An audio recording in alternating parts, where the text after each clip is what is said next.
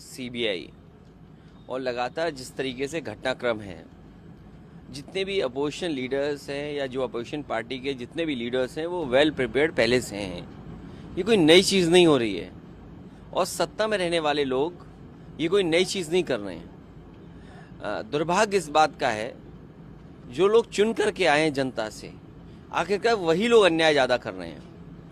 याद रखें कि इस तरह का अन्याय और इस तरीके से जो कार्रवाइयाँ होती हैं हमेशा सरकार को कमज़ोर करते हैं और वो पॉलिटिकल पार्टीज़ जनता को फेस नहीं कर सकते, क्योंकि जो वो पॉलिटिकल पार्टीज़ आज सरकार में इसलिए हैं क्योंकि जनता ने उन पर भरोसा किया था। क्योंकि 10 साल में महंगाई बढ़ गई, बेरोजगारी बढ़ गई, जो सपने दिखाए थे वो पूरे नहीं हुए, इलेक्शन मैनिफेस्टो पूरा नहीं किया, 100 स्मार्ट सिटीज़ नहीं बने।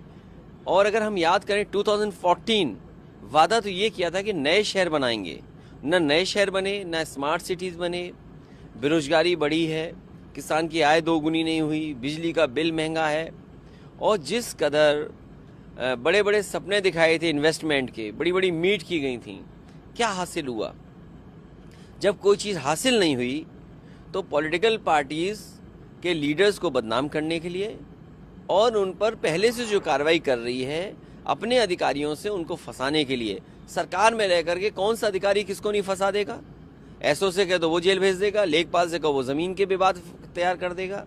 तो सरकार में रह करके ऐसी कार्रवाइयों से सरकार मजबूत नहीं होती है। जब कभी भी जनता के बीच में वोट मांगने जाएंगे तो जनता इनको जवाब देगी। क्या लगता है बीइंग एन अलायंस आप सब साथ हैं, किस तरह से इसको आप लोग विरोध करेंगे और क्या लगता है अभी आप कह रहे हैं देखिए, अभी हमारा विरोध जैसे जिस स्तर पे जहाँ जो पॉलिटिकल पार्टीज हैं सब विरोध कर रहे हैं और जितनी भी अपोजिशन पार्टीज के लोग हैं उन्होंने सब ने कहा ये गलत हुआ है।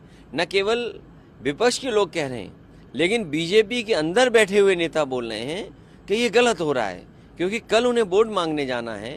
इन बातों का जवाब कैसे जनता में दिया जाएगा, ये बीजेपी के खुद के नेता इस बात को सोच रहे हैं। एक और सरकार ने उसको कर दिखाया है, जो डेटा था वो सामने आ गया बिहार का, जिसके बाद अब बीजेपी से तमाम तरह के बयानात आ रहे हैं। प्रधानमंत्री राजस्थान में कहते हैं गरीबी सबसे बड़ी सबसे जाती है, इस तरह को काउंटर भी कर रहे हैं। लेकिन क्या लगता है कितना? मैं बधाई देता हूँ बिहार की सरकार को जिन्होंने ये फैसला लिया और कि कम से कम अगर हम इसको सेंसस ना माने तो सर्वे तो माने, और वो सर्वे माने जो हकीकत है ज़मीन पर कि किस जाति के लोग कितने हैं।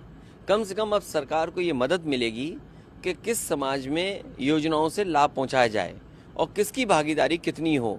आने वाले समय में हमें उम्मीद है कि जनगणना के बाद जो आरक्षण है, जो सुविधाएं हैं, जो मदद है वो बढ़ेगी और आबादी के हिसाब से उनको हक और सम्मान मिले। यही पुरानी मांग है, यही बाबा साहब भीमराव अम्बेडकर जी का संविधान कहता है, यही डॉक्टर राममनोहर लोहिया का संघर्ष रहा, उनका रास्ता रहा, यही नेताजी अपने जीवन भर करते रहे।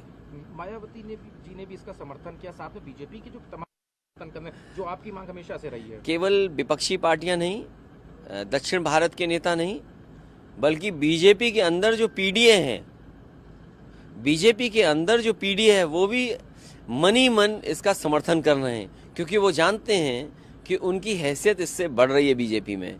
तो बीजेपी के अंदर जो पीडीए के मेंबर्स हैं वो इसका समर्थन कर रहे हैं। ये बात बीजेपी को दिखाई न दे, इसके लिए मैं कुछ नहीं कर सकता। एक आखिरी सवाल है, आज प्रशिक्षण तो उसमें था, उसमें आप लोगों ने हमेशा से जाति जनगणना के भी मुद्दे रखे, क्या लगता है कितना सक्सेसफुल रहेगा और क्या कुछ और पार्टीज में मुद्दे इसी तरह के शिविर हर जिले में होंगे। अभी काफ़ी जिलों में हो चुके हैं। कुछ जिलों के कार्यकर्ता नेताओं को और पदाधिकारियों को लखनऊ में बैठ कर के मिले हैं। मुझे उम्मीद है चुनाव से पहले पूरे उत्तर प्रदेश में हो जाएंगे।